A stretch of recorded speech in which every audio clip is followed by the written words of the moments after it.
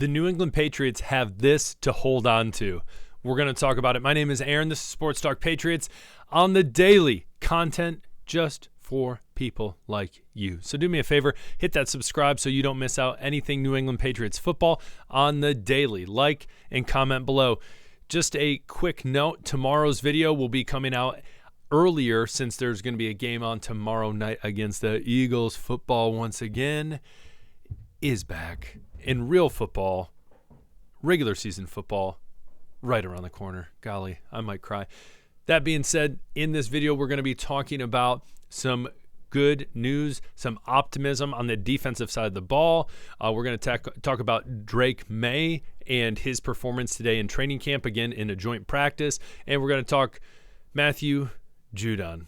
Once again, I know I've said I'm going to wait, but then all this other stuff comes out, and I just got to talk about it. So, first, the good news. There's hope. There is hope. Last year, again, we understand, abysmal, dumpster fire, offense, embarrassing to watch. The high school I teach at, freshman football team, that offense may have moved the ball more than the New England Patriots.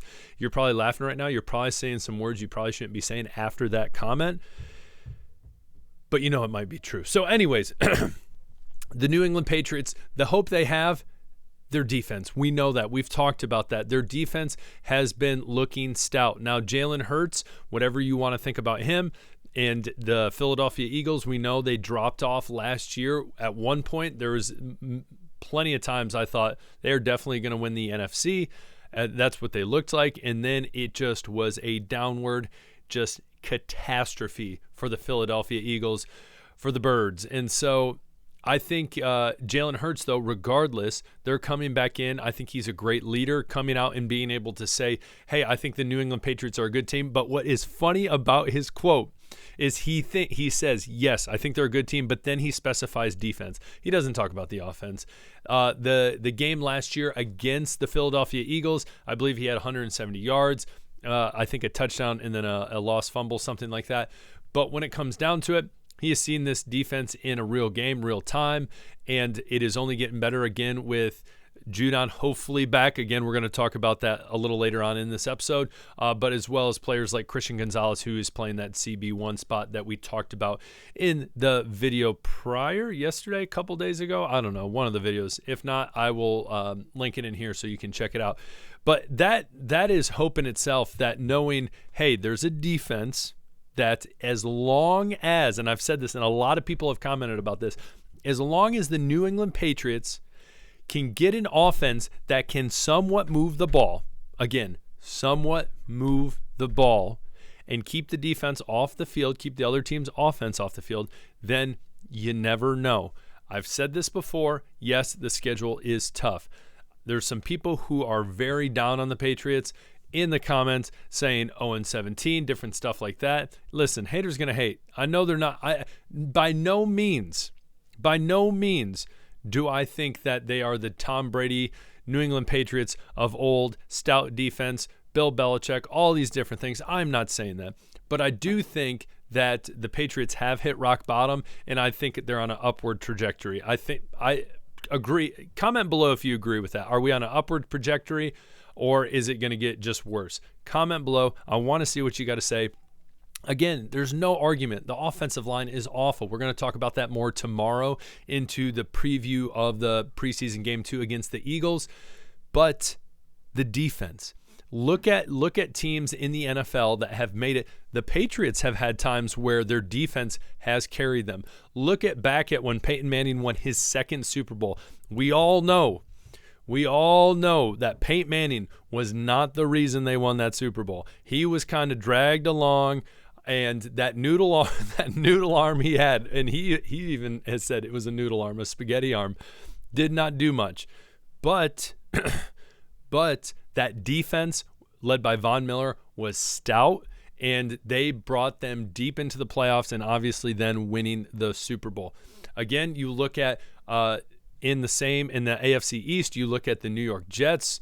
Again, I'm not saying the Jets are good. I'm not saying that at all. But back in the day when they used to have butt fumble himself, Mark Sanchez, at quarterback, we all know, we've watched him play. He was not a great quarterback. but they had their runs at times in the playoffs. And it wasn't because of that offense. It was because of that defense. So again, if the Patriots, and we look at last year, even not at full strength, we know total defense, they were number 7. I believe rush defense, I believe they were top 3. Passing, they were somewhere in the top 10, something like that, top 8. I can't remember exactly. But the defense, Baltimore come back, full strength. What happens with Judon? Christian Gonzalez is there.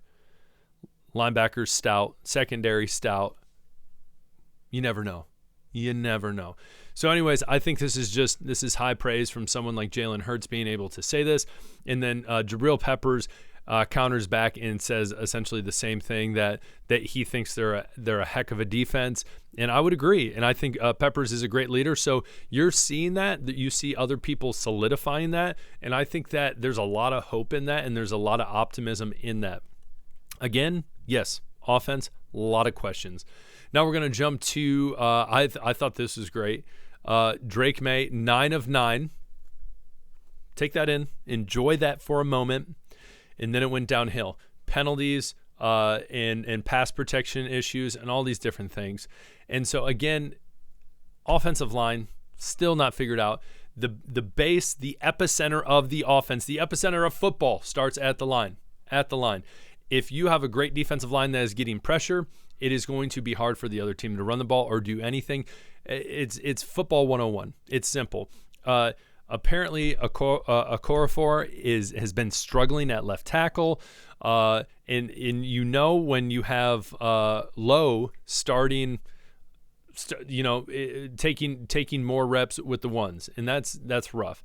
Again, we're going to talk about this more in detail tomorrow, but good to know that Drake May, 9 of 9, starting off well, and who knows if they switch things up, who knows what happened, but again, that is a good sign. And this was also the quote that I saw a couple different places, but Jabril Peppers, I think we did a pretty blank, I'll be family friendly, good job. So that's good to hear, good to hear. Now, last but not least, we're going to talk about your boy, Matthew Judon. So what's interesting is I honestly see Matthew Judon staying with the New England Patriots. I think they're going to get a contract figured out. He has said he wants to stay with the Patriots. Now, anyone in their right mind knows the smart thing to do is not displease the fans and just say something like that. So who really knows his real intentions? I think at the end of the day, he knows this is probably one of his last contracts and he wants to get paid.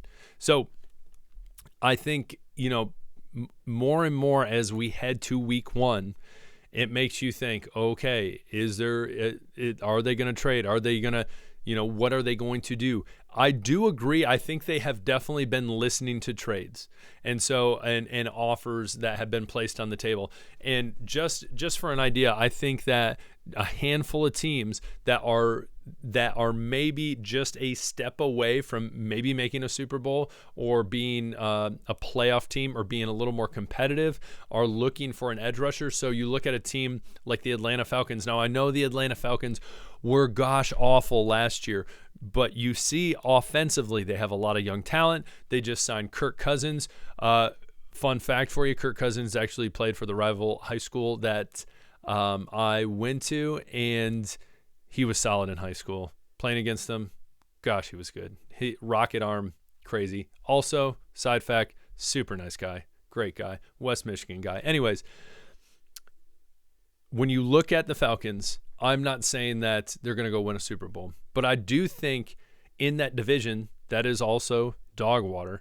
I think they have a potential to surprise some teams, especially, again, with that young talent, with Kirk Cousins at the helm, regardless what you think about him or not. I think they could surprise some people. Next, you look at Detroit. Again, the Detroit Lions, my NFC team, broke my heart. Literally, I was like, they're going to make the Super Bowl for the first time this year. It was wild. I could tell you so many heartbreaking stories. It's wild about that, of people that were like, we're going, we're buying tickets, all these different things. And then it was just blew up in your face. So Detroit Lions, though, one of their biggest needs going into the draft was an edge rusher. A lot of people would say it was a cornerback. Yes, cornerback was huge. Getting Terrion Arnold was big from Alabama. but an edge rusher was also a big necessity opposite of Hutch. So it'd be interesting to see. And Matthew Judon did go to Grand Valley State University, which, again, is literally 20 minutes from my house. Pretty wild. My dad went there. My brother went there. You're like, I do not care. I'm telling you anyways, I don't care. So the Lions possibly interested. The Ravens, his old team, that's another team that a lot of people thought like, hey, they're kind of a shoo-in to win the AFC. They did not. They surprised a lot of people, in my opinion. I watching the Chiefs all year, I did not think the Chiefs were going to win the Super Bowl. My money wouldn't have been on them. But again, Patrick Mahomes is going to be Patrick Mahomes. Next, the Bears, interesting team. A very, again, young quarterback at the helm. A lot of experience when you look at like Keenan Allen, DJ Moore, Cole Kmet, DeAndre Swift on offense. On defensive side of the ball, Montez Sweat, fun fact, was at Michigan State at one point and then got kicked out. Anyways,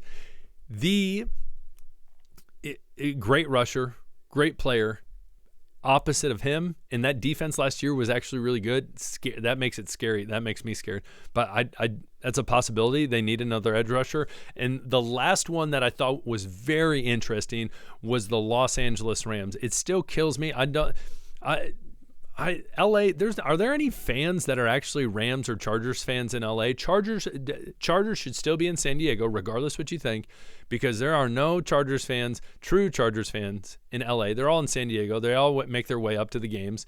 And then in LA, they're all transient there. They're all from all different places. They're all, fans of other places. So it's just rough. Sorry, I'm getting off my soapbox there. But Matthew Stafford, how many years does he have left? Do the Rams think they can push and make another run at the playoffs?